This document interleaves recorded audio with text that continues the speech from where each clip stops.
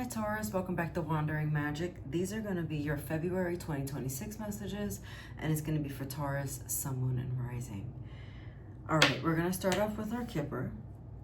We have courthouse and marriage. So who's getting married? Either you or someone around you, and when I say around you, I mean close to you, or someone that you know or are close to, essentially, are getting married. You'll be hearing about a wedding, or you will be announcing a wedding, likely in the springtime. So this engagement is either already happened, or you're going to hear about an engagement by the spring. So that's the first very obvious thing I wanted to say with courthouse and marriage. For some of you, because the devil card is here when we get to the tarot, we'll talk more. This could also be divorce, but definitely marriage as well. So I just want to put that on the table. If you're not, if you're already married. Okay, so the other thing outside of love and relationships I'm getting with this is you are like, essentially this is, contracts, legal matters, anything that I'm getting more contracts, especially with the marriage and the courthouse, because marriage is a contractual agreement, but there's some kind of contractual agreement happening in February. Just a caution that Mercury retrograde does begin on the 26th of February. So take caution with that. So whatever you need to sign it away quickly, early in the month. And what else do I want to say about this? I feel like the thought flew out of my head, and if it doesn't come back, I'll let it go. Okay, we'll let it go. Yeah, so to be fair also came out as your oracle message. This is the thing, like, we're already here, so let's talk about it. You also have the Justice card. And so if the tarot card Justice was an oracle card, it'd be this one. Because you see, to be fair and then Justice, they both have scales. They're both about making a fair choice, making a fair decision, but also courthouse with this judge. You have to make a decision, and also make sure that you're being fair when you make this decision. It's understanding the difference between it's okay to be selfish, but then also being selfish.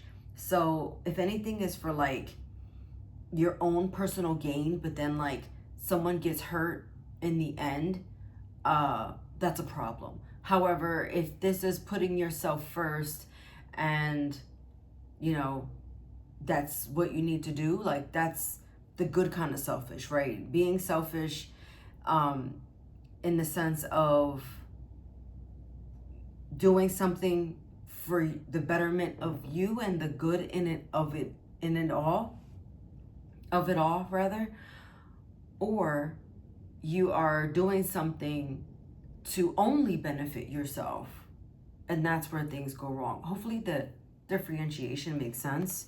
But you're definitely asked to be fair when it comes to all this. I'm not really getting anything like awful with this collective tarot energy here. I mean, we have Justice, we have the Devil, and then we have the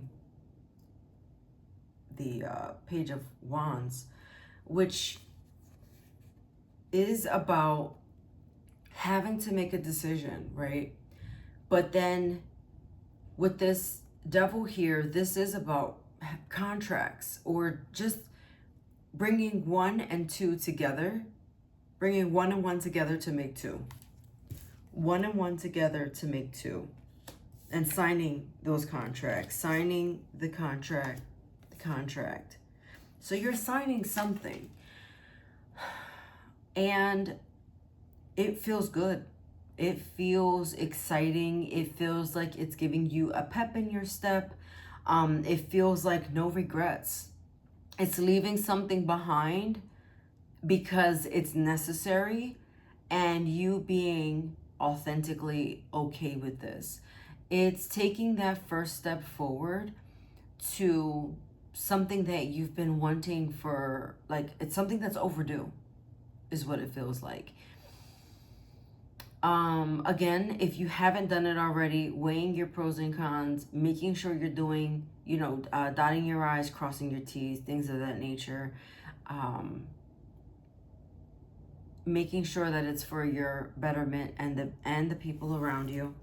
So what I love to see here is, if we pull from the bottom of the deck, the next card would be the Knight of Wands.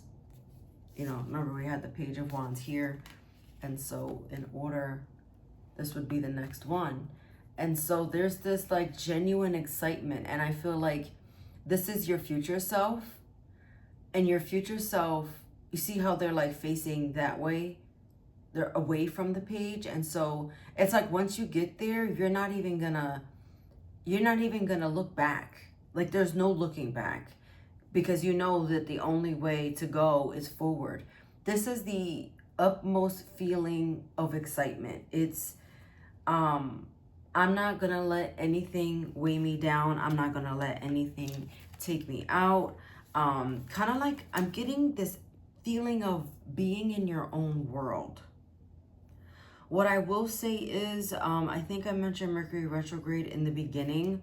There is something from before that is going to make its way back to you, but I feel like it's either something that needs to be said, something that needs to be communicated, something along those lines, but kind of it being I don't want to say a moment of weakness, but it's kind of going to make you, it's like, the only reason I say, or I guess I'm feeling like this moment of weakness, is because you have this like really strong, vibrant, energetic feeling that then turns into like, "Oh, but this came back up," or this happened again, or this person popped up. So like, this is what Mercury retrograde is essentially about. Going back, like backwards, or revisiting something, right? The retro, the revisiting, the REs in the vocabulary, English vocabulary, I should say. And when this thing comes up, it's going to not make you happy, not going to make you feel good. But I do think that you are going to get past it. It's just going to kind of make you feel a little bummed out. Let me see if I'm getting anything else with these. The thing that's coming back, it might be that bad habit. So, let's say that you're getting engaged. It could be, or you are engaged and you announce it, and then like somebody sees it and then they tell somebody, and then it kind of goes through the grapevine, and then someone reaches out to you. And it could be an ex, it could be an old friend, anything along those lines, like, and not knowing how to really receive the interaction, I guess I should say. But yeah, or if this is not about a relationship, this is really you having a really good start to the month, and you saying, okay, but I'm also getting here, and I don't think I said this at all. There's something about balance, and I'm also getting with your diet.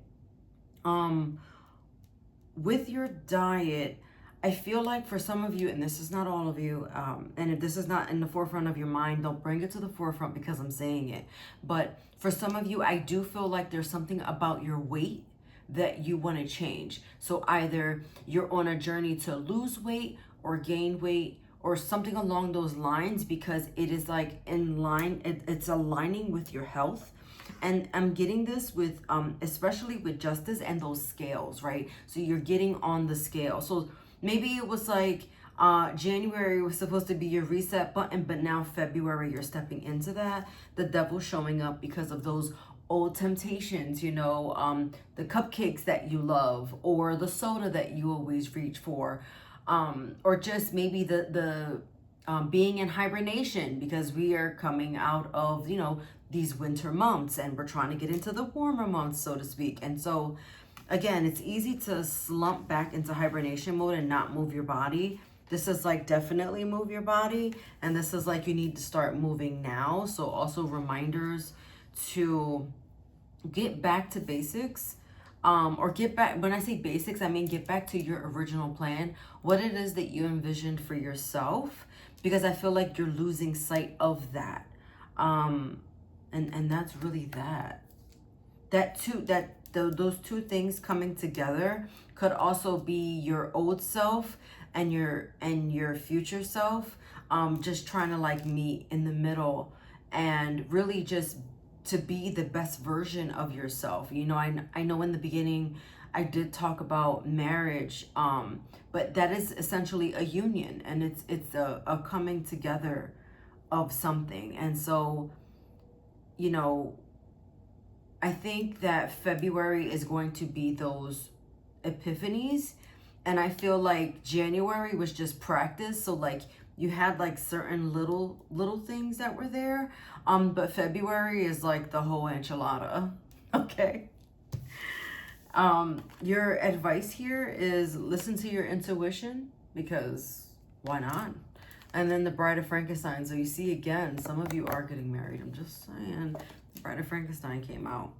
But this is about self-control and experimentation. So maybe you tried, you know, the keto diet, and that just didn't, you realize this is not sustainable, I can't do this, and now you want to try, I don't know, paleo or plant-based or whatever it is, and really do something that is realistic for your lifestyle. So you're experimenting and trying to figure out what it is that you see for yourself long term. This is not something that's going to happen, you know, in the next 2 weeks. This is very lasting energy. This is long term, for the long haul.